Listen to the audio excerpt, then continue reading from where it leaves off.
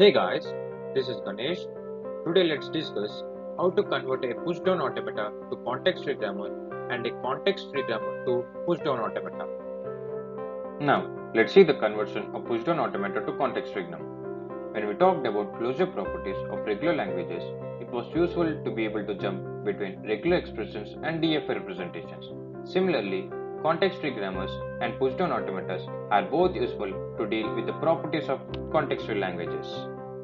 General notation of a pushdown automata is represented by these 7 tuples, where Q is the finite set of states, sigma is the set of input symbol, tau is the element that can be inserted into a stack, delta is the transition function, Q naught is starting state, Z naught is the bottom element of the stack, and F is the set of all finite states.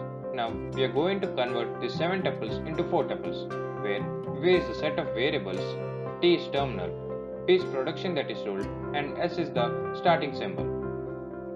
Terminal of the contextual language is the set of all inputs of pushdown automata. Let us consider the starting symbol SS. Now we know only one variable, that is starting symbol, and don't have any idea regarding the remaining variables. Right? The remaining variables are made up of 3 combinations: state, stack symbol, and state. Here, let us consider the state as Q0 and Q1 and the stack symbol SA. Now we can see all possible variables, which are S, Q0 A Q0, Q0 A Q1, Q1 A Q0, Q1 A Q1. Now, production rule is derived from the transition. There are two types of transition that are available in pushdown automata. The first transition is that which doesn't push anything to stack. Let us consider Q0 A Z0. At the end of the transition, if we don't push anything into the stack, then the transition will become Q0, epsilon. The second transition is that in which we can push some elements into the stack. Let us consider Q0 A Z0. At the end of the transition, if we push some elements into the stack, then the transition will become Q0, A Z0. Here, A and the Z0 elements are pushed into the stack. Production rule for the first transition, in which we are not pushing anything into the stack, can be written in the combination of states and stack elements. Here, Q0 is a state and Z0 is a stack element. A is the input. This is a way which we represent the production rule if we get in epsilon, which means we are not pushing anything into the stack. If we push something into the stack, then the production rule can be written like this: state, stack element, and leave some space, and again the input, state, and the element which we have pushed into the stack, and the second element which we have pushed into the stack. Here we have left some spaces so that we can fill the spaces with the states which we have. Think if there are two states, Q0 and Q1, then the spaces can be filled with the states. But there's a rule here, like if we fill this space with the state Q0, then the same state should be filled here, Q0. And if we fill this space with Q1, then the same state should be filled here, Q1. Now let's solve an example. Consider an example of pushdown automata in which Q0 and Q1 are the states, and A and B are the input symbols, A and Z0 are the elements in the stack, delta is the transition function which have been given here, Q0 is the starting state and Z0 is the bottom element. There are 5 transitions given here. Now let's solve each transition by transition. Now for this transition, the production rule can be given like this. Here Q0 is a state, Z0 is a stack element, and we have left some space so that we can fill the spaces with the states which we have. And A is the input. Here Q0 is a state, and this A is the element which have been pushed into the stack, and this Z0 is the element which have been pushed into the stack. Now the spaces which we have left can be filled with the states which we have. Like here we have two states, Q0 and Q1. Now the states, the spaces can be filled with the states.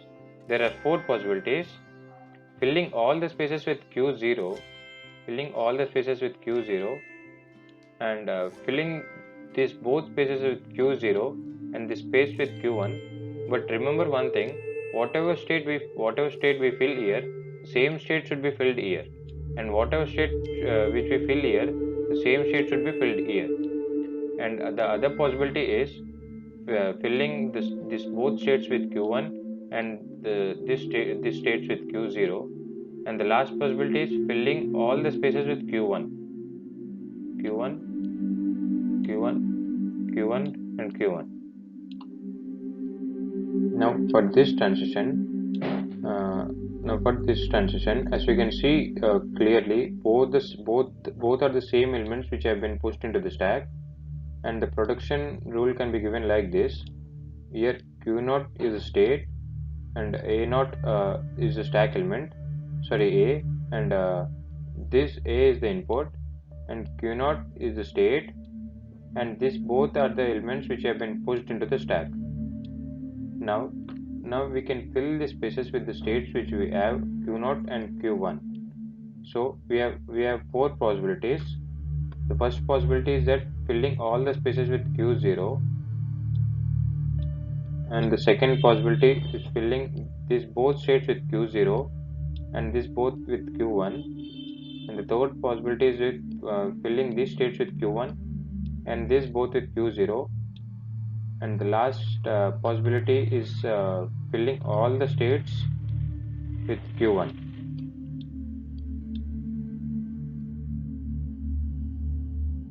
In this transition function, as already discussed, if we get an epsilon here, which means we are not pushing anything into the stack, so the production rule can be given like this. Here q0 is a state and a is the stack element, and q1 is the state and b is the input. And for this transition, we are also same. If we get an epsilon, which means we are not pushing anything into the stack, so the production rule can be given like this: q1 and a, which is the stack element, and q1 is the state, and this is the input b. And even for this transition function, we are getting an epsilon here, which means we are not pushing anything into the stack. So the production rule can be given like this: q1, z0, q1 and epsilon. Now we have converted all the transition functions into the production rules. Now we should find the production rule for the starting symbol. Production rule for the starting symbol can be given like this: q0 start, and z0 is the bottom element of the stack. In this space we can fill with the states which we have, which are q0 and q1. So after filling the states, the production rule can be given like this: q0, z0, q0, q0, z0 and q1. Now as we can see, we have totally got 12 production rules, 4, 4 and 4. But there's a problem here. We also generate unwanted production rules. Like if I take an example, q1a q0, there is no such rule generating this variable. So we can call this variable as an ungenerated variable and regret this whole production rule. Now we can also see this production rule: q0 a q0, q0 a q0 and q0 a q0. So it acts like a recursive. So this variable is calling the same variable again and again. So we can also regret this one. So wherever we have q0 and a q0, we can regret them. Like here we have q0 and a q0, so we can regret this production rule. And here we have q0 a q0, so we can regret this one also. And here also we have q0 a q0, so we can regret this one also. And now we should find any such variable which is ungenerated. Like we can see even this q1z q0, which is ungenerated. So even we can regret this production rule. And now again we should find any ungenerated variables. Like we can see here q0 z q0, which is ungenerated. So we can also regret this one. Yeah. After removing some unwanted production rules, so finally we are left with 1, 2, 3, 4, 5, 6 production rules. So we from 12 production rules, by removing unwanted production rules, we have came to 6 production rules. By now we have completed conversion of PDA to CFG. Now let's see conversion of CFG to PDA. Before converting any context-free grammar to push-down automata, the context-free grammar should be in the form of GNF, Greibatch normal form. We can only construct a non-deterministic push-down automata from context-free grammar. Non-deterministic push-down automata accepts the input by empty stack condition. So it accepts the input only if the stack is empty. And we always have Z0 at the bottom of the stack. These are the some conditions for conversion of CFG to PDA. General notation of a context-free grammar is these 4 tuples, where V is the set of variables, T is terminal, P is production that is rolled, and S is the starting symbol. Now we are going to convert these 4 tuples into these 7 tuples. As PDA has only one state, so Q will be small q, and the input symbol will be all the terminals, and the tau will be Z0 union all the terminals union all the variables, and the starting state is Q as it is having only one state, and the final state will be phi because PDA accepts input by empty stack only. Now let's see about transition symbol. There are 4 steps for constructing a transition symbol. Step 1 is starting symbol. If there is a transition without consuming any input, if the stack contains if the stack contains only Z0, then after the transition, the starting symbol is pushed into the stack. And the second step is for all variables x, either x has possibility of y or z, then the transition can be given like this, without consuming any input. So q comma epsilon comma x, then it can give q comma y and q comma z. For 2 possibilities, if there are n possibilities, we can give n ways for that. And step 3 for all terminals, if this transition takes a as the input and a as the topmost element of the stack, as the both elements are the same, then we'll pop this a outside and we'll make the stack as empty. And step 4 final transition, if there is a stack with only Z0 in that, then we'll pop the Z0 and make the stack as empty. Let's consider an example. If this is a context-free grammar, E tends to E plus E or E star E or A, then the context-free grammar given as a set of variables as E and the terminals as A plus star and the starting symbol as E, then in PDA the set of states will be Q as there is only one state, and the input symbol will be set of all terminals. Here the terminal are A plus and star, and tau will be Z0 union set of variables union set of terminals.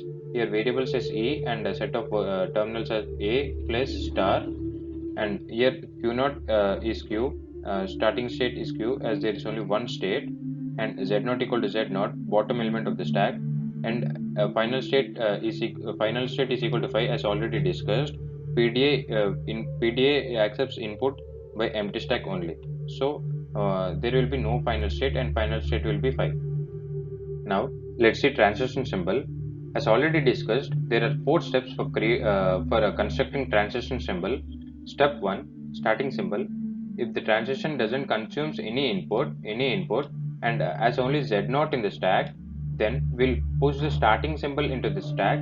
As the starting symbol is E here, we'll push it into the stack. And the step 2 is all variables.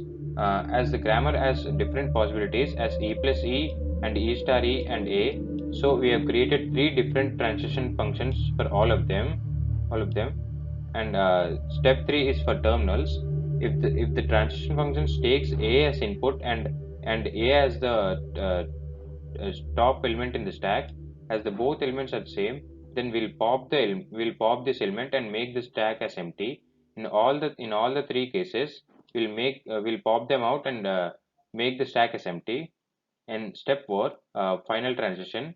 Uh, if it doesn't consumes any input and it has only z0 in the stack, then we'll pop this z0 pop out and we'll make the stack empty.